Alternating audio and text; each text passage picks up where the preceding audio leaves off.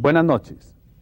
Continuamos hoy con la historia de los procesos de paz llevados a cabo en los últimos 4 gobiernos. En el gobierno de Belisario Betancur se optó por dejar que los contactos y los diálogos con las guerrillas estuvieran a cargo de comisiones ad hoc, integradas por particulares designados por el gobierno y que servían como una especie de mediadores entre las partes. Estaba la Comisión de Paz, la Comisión de Diálogo, la Comisión de Verificación y comisiones regionales.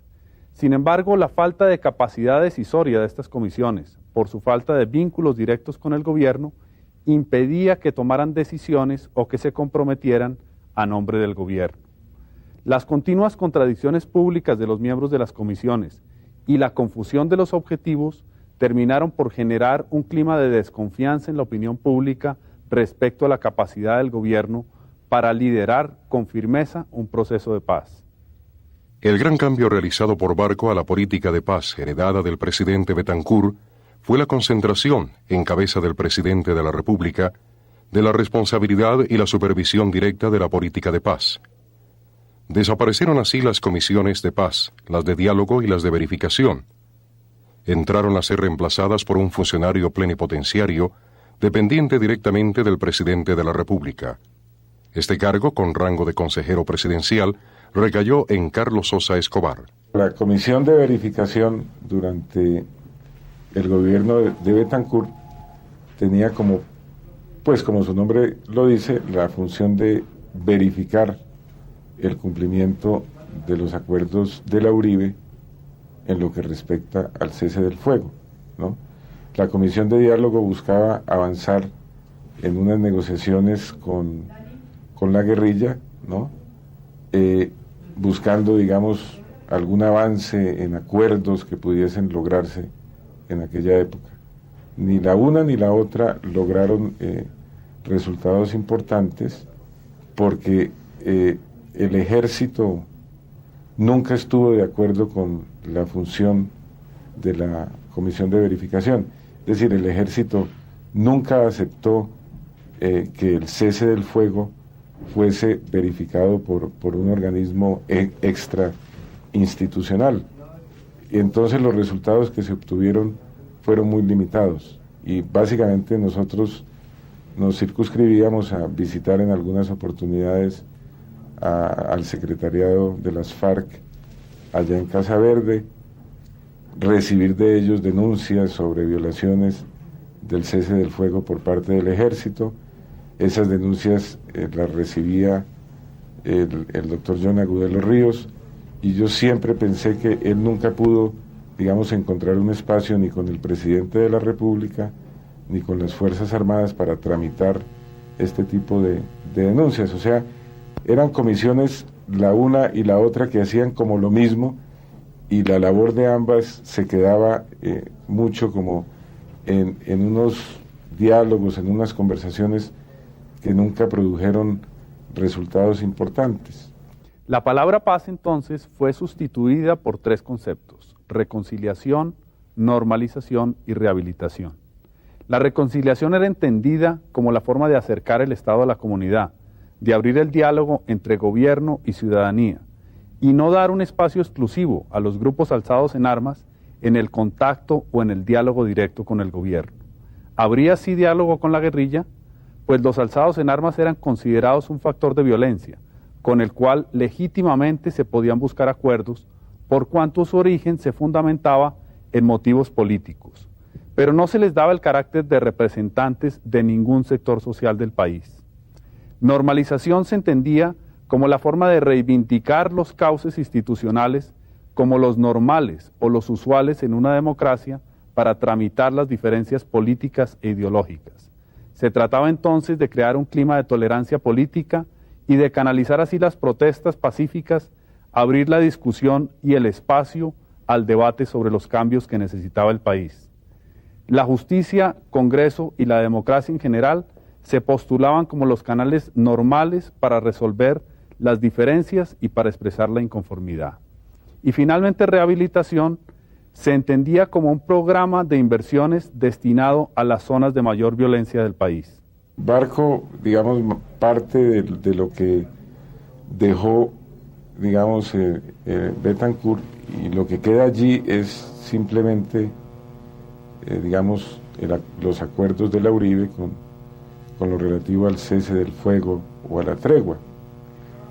Pero hay un total replanteamiento de la política durante el gobierno del presidente Barco, empezando porque la responsabilidad del manejo de los diálogos con la guerrilla o de la formulación de la política de paz recae en el gobierno de Barco exclusivamente en el presidente de la República. Por otro lado, se separa el tema de las negociaciones con la guerrilla del plan de rehabilitación que se inició de manera muy incipiente durante el gobierno de Betancourt. Se crea toda una estructura mucho más amplia para adelantar el plan de rehabilitación, y este plan de rehabilitación se enmarca dentro de una política general de paz.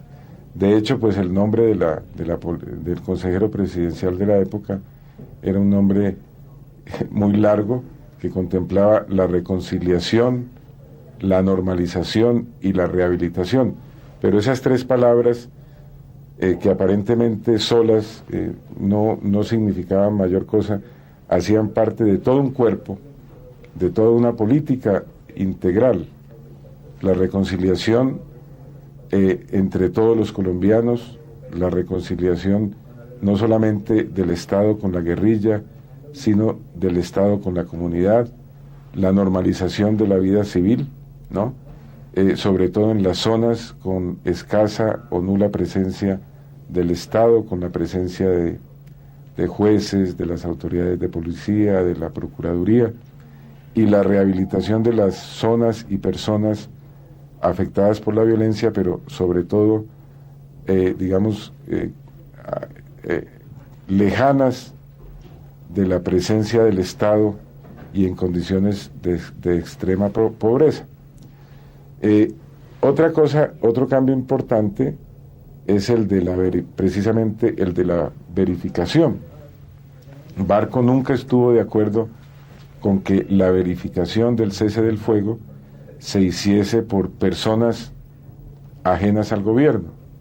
Y la gran lucha nuestra en aquella época fue convencer a las FARC de que la verificación de los acuerdos de cese al fuego debería hacerse directamente por ellos y por el gobierno, por el secretariado de las FARC, porque ellos supuestamente tenían mando sobre los frentes, y por el presidente de la República, porque el presidente es el comandante de las Fuerzas Armadas.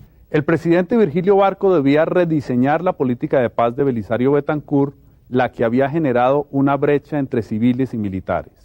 Varios factores incidieron en el progresivo deterioro de las relaciones entre el Ejecutivo y las Fuerzas Armadas. Primero, la amnistía general e incondicional que dejó fuera de la cárcel a más de 400 miembros de organizaciones subversivas. Luego, los diálogos entre las comisiones de paz y la guerrilla. Luego, los públicos y numerosos desacuerdos entre el presidente de la República y el mando militar. Luego, la ruptura de los acuerdos de tregua con el M-19 y el EPL, que dejaron la sensación de que los responsables habían sido los militares. Y por último, la trágica toma y contratoma del Palacio de Justicia en la Plaza de Bolívar de Bogotá.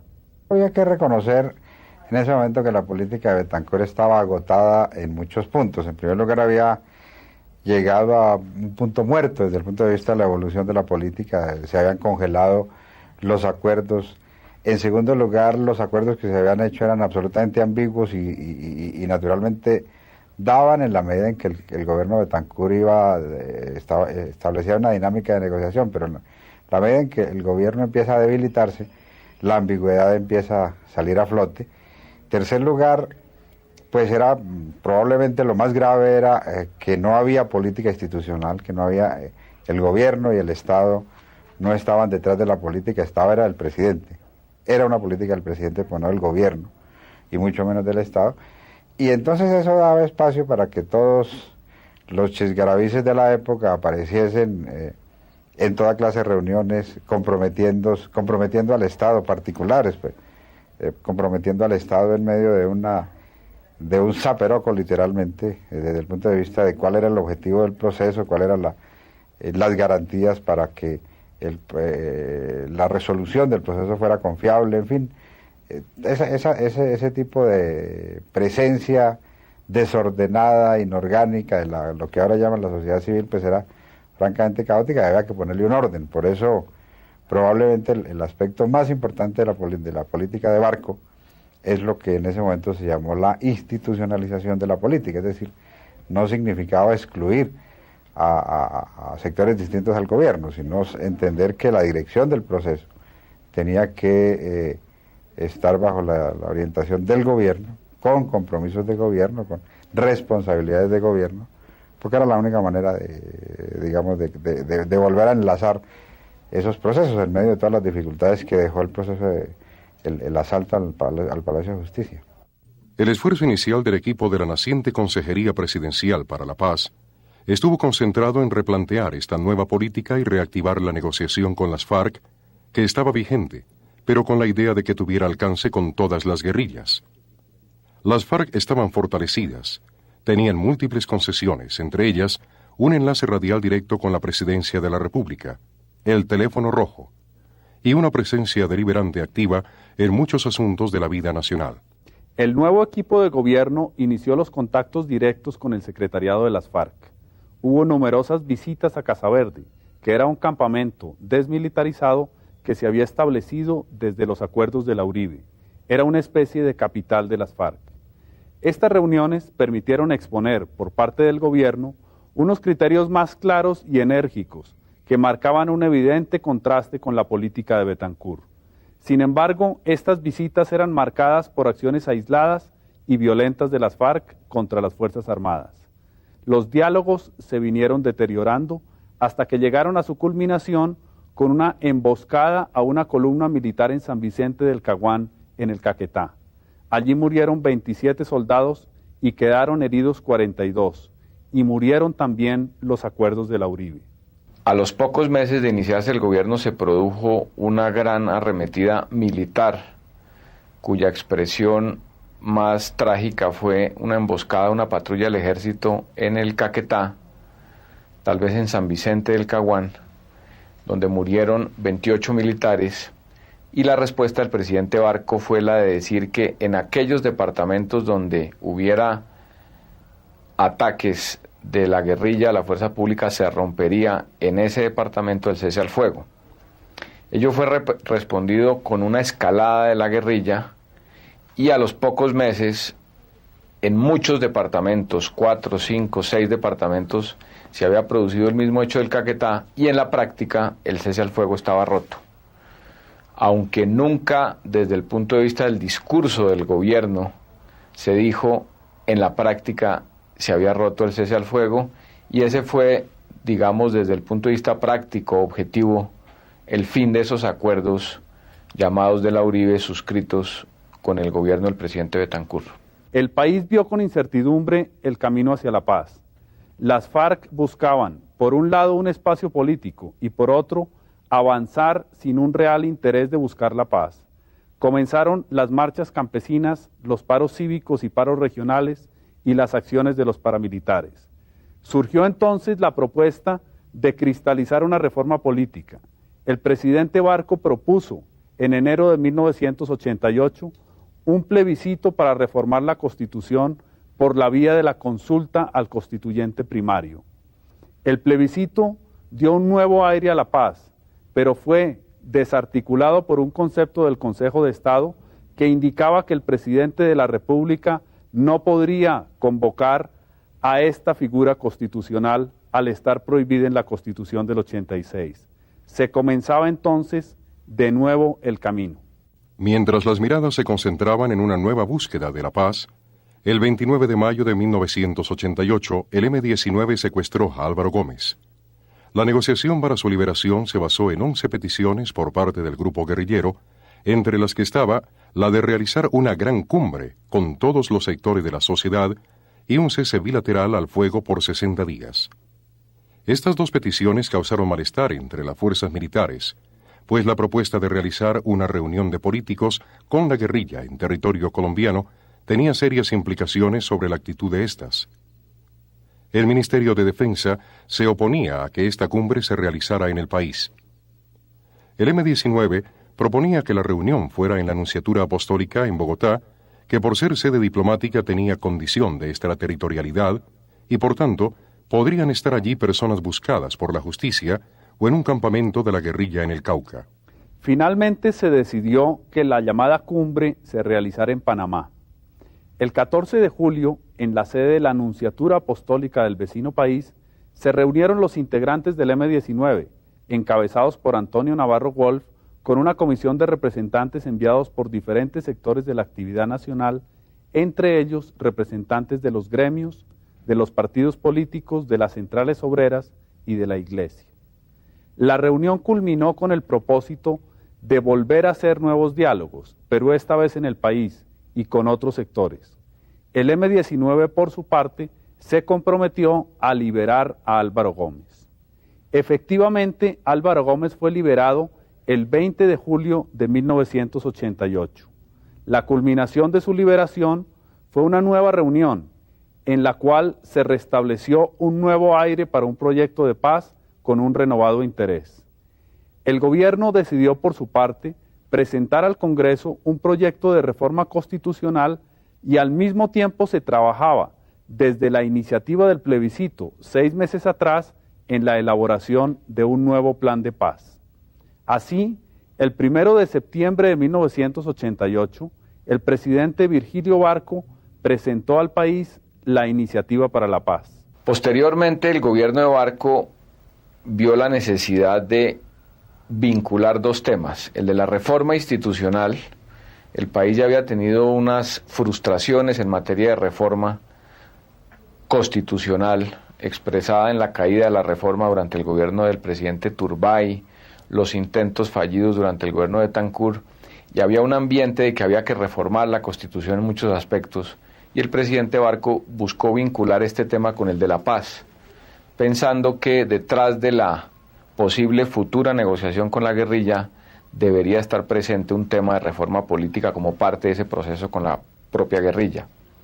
En ese entonces se dio un acuerdo político entre el jefe del Partido Conservador, en ese entonces expresidente Pastrana Borrero, con el jefe del Estado, llamado el Acuerdo de la Casa de Nariño. La idea era hacer una oferta suficientemente, primero, hacer una política, digamos, establecer directrices, ejes, desarrollando en términos de propuestas lo que era la concepción de la reconciliación, la normalización, que no había, hasta el año 87 no se había concretado en términos de una propuesta, de unos ejes de política, digamos. Estaba la idea, pero no había una concreción. En segundo lugar, era realmente una oferta lo más transparente posible para los grupos en armas, que concebía el proceso de paz en términos de fases, primero. Segundo, en términos de lo que hoy llamaríamos una agenda genérica de temas que interesaba discutir. Y tercero, un condicionamiento desde el punto de vista de la expresión de voluntad de paz de la guerrilla, que debía ser para... La razón de esa condición me parece que fue un gran entrabamiento, en mi opinión. La razón de esa condición es porque no había credibilidad en los procesos de paz. La credibilidad sobre eso le había dejado enterrada el gobierno de Betancur. Y entonces pues nadie confiaba en que los procesos de paz o de diálogo pudiesen terminar de alguna forma razonable, digamos. Entonces todo el mundo tenía dudas y esa condición ayudaba eventualmente a consolidar la confianza en lo que pudiera venir. Se trataba de, en unas comisiones convocadas por este acuerdo, por los dos partidos tradicionales colombianos, liberal y conservador, convocar a toda la sociedad, a las organizaciones sindicales, a los empresarios, a las organizaciones de base, a las organizaciones regionales de toda índole, y allí buscar consenso sobre temas centrales de lo que debería tener una reforma a la Constitución, a las instituciones colombianas. Y se pensó que a través de voceros legales la guerrilla podía tener expresión en esas discusiones y los puntos de la guerrilla podrían hacer parte de la agenda de discusión de esa Comisión de Reajuste Institucional. Ese fue el origen de la Iniciativa para la Paz, que nació como una política general de paz, no únicamente lo que se refiere al diálogo, sino también lo que se refiere a la reforma política, a la verificación y a todos los mecanismos de orden social y económico para lograr la paz. Ese fue el origen de la Iniciativa para la Paz. La Iniciativa para la Paz se basó en el desarrollo de 3 fases. 1. Distensión. Los grupos guerrilleros deberán expresar la voluntad de paz. Después de esto se iniciarían los diálogos directos. Podrán nombrar voceros para participar en la reforma constitucional. 2. Transición. Se establecerán garantías reales y específicas, así como condiciones económicas de urgencia para reincorporar a los guerrilleros a la sociedad. Se establecerá la tregua territorial. 3. Incorporación. Se empezará a aplicar la ley de indulto aprobada por el Congreso a los grupos reincorporados. Se estimularán los derechos políticos. La iniciativa de paz partía de la base de que el diálogo no era un fin en sí mismo, sino que debía servir como un instrumento para la reincorporación de los alzados en armas a la vida civil, con el establecimiento de las garantías de seguridad personal y de acceso a la participación política con pleno ejercicio de derechos y deberes para quienes dejaran las armas. Pero exigía de parte de los grupos armados una expresa voluntad de paz, de manera que cualquier tipo de negociación se desarrollara sin forma alguna de intimidación terrorista. Una negociación con alzados en armas debía iniciarse entonces con un cese de hostilidades de parte de ellos, pues eran ellos, los alzados, quienes se encontraban al margen de la ley. La iniciativa de paz planteaba periodos sucesivos de negociación, que partían de la distensión, pasaban a una fase de localización de los insurgentes en zonas desmilitarizadas y al mismo tiempo se desarrollaba el diálogo político propiamente dicho. Se culminaba con la desmovilización y la incorporación a la vida civil y política de quienes dejaran las armas. Las reacciones de los grupos guerrilleros a la iniciativa de paz fueron variadas. Las FARC la calificaron de un ultimátum militar envuelto en retórica y respondieron con una ofensiva armada y a la vez con una ofensiva de carácter político para promover un esquema de paz alternativo al del gobierno. La reacción del M-19 fue diferente y hasta contradictoria. Por un lado, mantuvo un cese al fuego no anunciado pero evidente, una actitud de no agresión contra la fuerza pública y se abstuvieron de realizar actos contra la población civil. Pero por el otro se pronunciaban conjuntamente con la coordinadora guerrillera respecto a diversos hechos de interés nacional, por ejemplo, el llamado Paro Nacional de octubre de 1988. Mientras el gobierno buscaba acercamientos directos con el M-19, las FARC avalaron una contrapolítica de paz promovida por el parlamentario conservador Álvaro Leiva Durán. Consistía en que un grupo de importantes personalidades de la vida nacional sirvieran de testigos para verificar plenamente un cese al fuego que había ofrecido la guerrilla. Los personajes que servirían de testigos de esta contrapropuesta fueron llamados como los notables.